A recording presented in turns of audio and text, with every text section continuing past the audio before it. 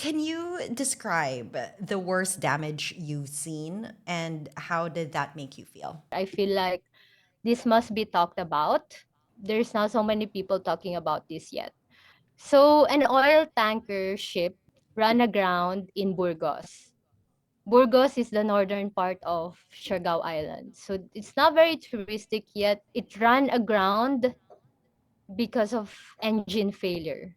Mhm. And it ran aground exactly to where the reef is. It cannot be pulled out anymore. Imagine from January and now it's still there.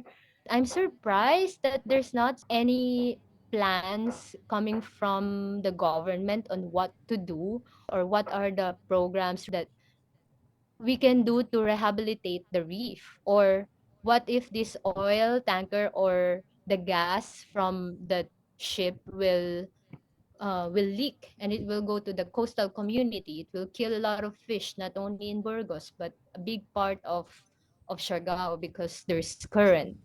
Those coral reefs have been there for many years, and that's where locals gets their food, their livelihood. It's also a surfing spot.